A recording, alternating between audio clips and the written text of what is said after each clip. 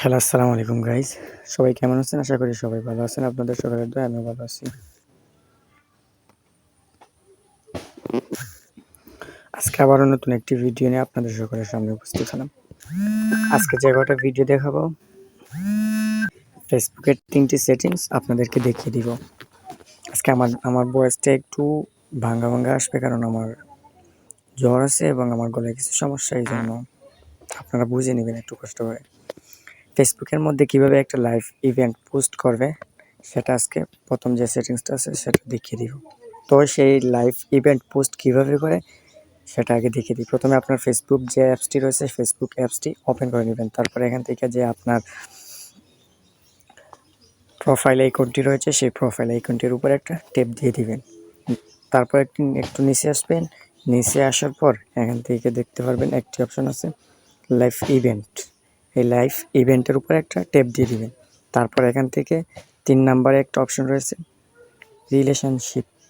এই রিলেশনশিপ যে একটা অপশন রয়েছে, এই অপশনের উপর ট্যাপ দিবেন। তারপর এখান থেকে যে নিউ রিলেশনশিপ একটা অপশন রয়েছে, নিউ রিলেশনশিপ প্রথমে যে একটা অপশন রয়েছে নিউ রিলেশনশিপ, এই নিউ রিলেশনশিপের উপর একটা ট্যাপ দিয়ে দিবেন। তারপর এখান থেকে এই যে একটা কাভার রয়েছে, এই কাভারের উপর আমরা এখান থেকে একটা পিক অ্যাড করব। তো আপনারা কি করবেন, গ্যালারি থেকে একটা পিক অ্যাড করবেন। আমি আমার একটা পিক চুজ করে নিচ্ছি। পিক অ্যাড করা হয়ে গেলে নিচে একটা অপশন দেখতে পারবেন, এখানে টাইটেল। কারো ক্ষেত্রে এখানে নিউ রিলেশনশিপ লেখা থাকতে পারে, তো এখানে আপনারা জাস্ট যে একটা টাইটেল আপনাদের মতো দিয়ে দিবেন।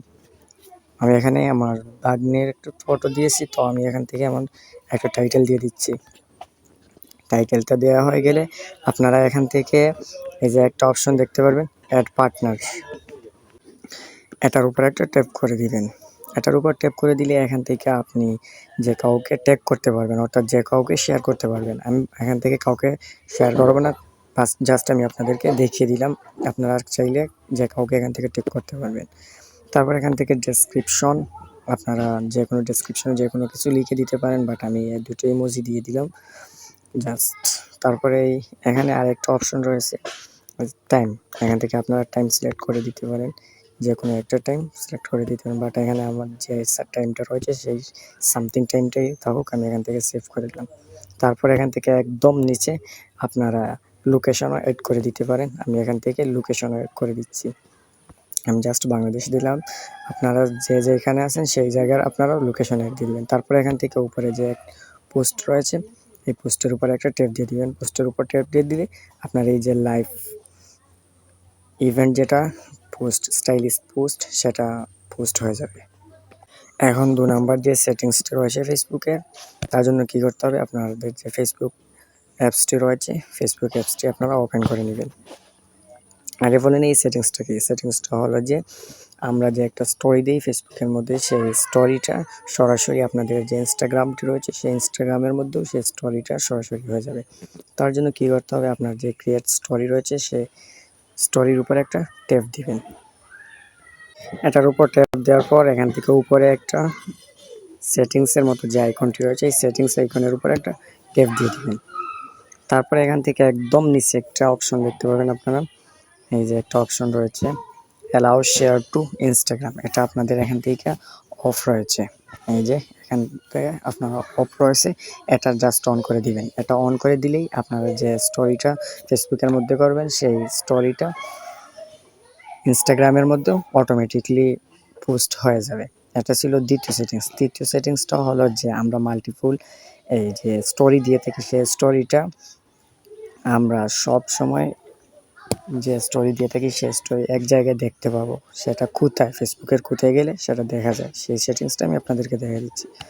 এখানে উপরের থেকে যে 3 ডট নামে যে একটা অপশন রয়েছে, এই 3 ডটের উপর একটা ট্যাপ দিয়ে দিবেন। তারপর এখান থেকে প্রথমে যে একটা অপশন রয়েছে মেমোরিয়ালস, এই মেমোরিয়ালসের উপর একটা ট্যাপ দিয়ে দিবেন।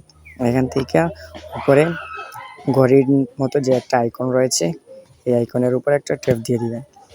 এই আইকনের উপর একটা ট্যাপ দিয়ে দিলে এখানে আপনি যতটা স্টোরি করে আগে দিছিলেন সে সব কয়টা স্টোরি আপনি পাবেন, যদি আপনি উপর থেকে এই সেটিংসটা করে রাখেন। এই যে সেটিংস নামে যে একটি অপশন রয়েছে, এই সেটিংসের উপর ট্যাপ করে দিবেন।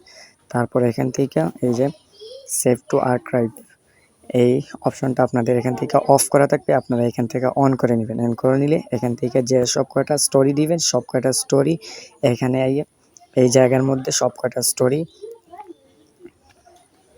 পেয়ে যাবেন। এই ছিল আজকে ফেসবুকের 3টি সেটিংস। যদি আমার ভিডিওটা ভালো লেগে থাকে অবশ্যই আমার চ্যানেলটি সাবস্ক্রাইব করবেন এবং আমার ফেসবুক পেজটি ফলো করে রাখবেন।